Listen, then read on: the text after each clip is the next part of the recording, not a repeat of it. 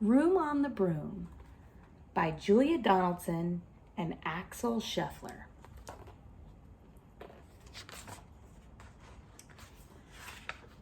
The witch had a cat and a hat that was black and long ginger hair and a braid down her back. How the cat purred and how the witch grinned as they sat on their broomstick and flew through the wind. But how the witch wailed and how the cat spat when the wind blew so wildly it blew off the hat. "Down!" cried the witch, and they flew to the ground. They searched for the hat, but no hat could be found. Then out of the bushes, on thundering paws, there bounded a dog with the hat in his jaws. He dropped it politely, then eagerly said, as the witch pulled the hat firmly down on her head, "I am a dog, as keen as can be. Is there room on the broom for a dog like me?" "Yes!" cried the witch, and the dog clambered on. The witch tapped the broomstick, and whoosh, they were gone. Over the fields and the forest they flew. The dog wagged his tail, and the stormy wind blew. The witch laughed out loud and held on to her hat, but away blew the bow from her braid, just like that. "Down!" cried the witch, and they flew to the ground. They searched for the bow, but no bow could be found. Then out from a tree, with an ear-splitting shriek, there flapped a green bird with the bow in her beak. She dropped it politely and bent her head low, then said, as the witch tied her braid in the bow, "I am a bird as green as can be. Is there room on the broom for a bird like me?" "Yes!" cried the witch. So the bird fluttered on, the witch tapped the broomstick, and whoosh, they were gone. Over the reeds and the rivers they flew. The bird shrieked with glee, and the stormy wind blew. They shot through the sky to the back of beyond. The witch clutched her bow, but let go of her wand. "Down!" cried the witch, and they flew to the ground. They searched for the wand, but no wand could be found. Then all of a sudden, from out of a pond, leaped a dripping wet frog with a dripping wet wand.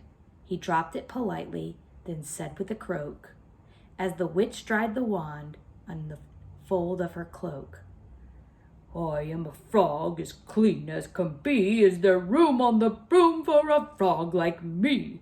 "Yes!" said the witch.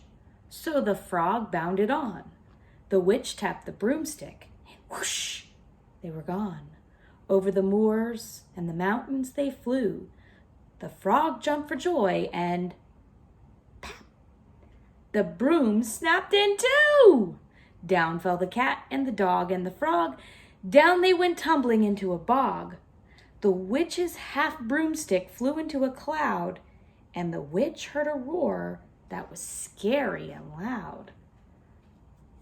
"I am a dragon as mean as can be, and which with French fries tastes delicious to me."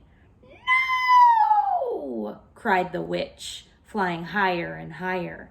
The dragon flew after her, breathing out fire. "Help!" cried the witch, flying down to the ground. She looked all around, but no help could be found. The dragon drew near with a glint in his eye and said, "Just this once, I'll have witch without fries." But just as he planned to begin on his feast, from out of a ditch rose a horrible beast. It was a tall, dark, and sticky, and feathered-furred. It had 4 frightful heads. It had wings like a bird, and its terrible voice, when it started to speak, was a yowl and a growl and a croak and a shriek. It dripped and it squelched as it strode from the ditch, and it said to the dragon, "Rise off!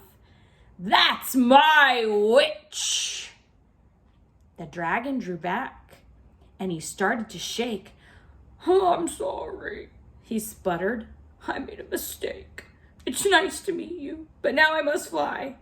And he spread out his wings, and he was off through the sky. Then down flew the bird, and down jumped the frog, down climbed the cat, and phew, said the dog. And thank you, oh thank you, the grateful witch cried. "Without you, I'd be in that dragon inside." Then she filled up her cauldron and said with a grin, "Find something, everyone, throw something in." So the frog found a lily, the cat found a cone, the bird found a twig, and the dog found a bone. They threw them all in, and the witch stirred them well. And while she was stirring, she muttered a spell. "Iggity, ziggity, zaggity, zoo!" Then out rose a truly magnificent broom, with seats for the witch and the cat and the dog, a nest for the bird, and a pool for the frog. "Yes!" cried the witch, and they all clambered on. The witch tapped the broomstick, and whoosh, they were gone.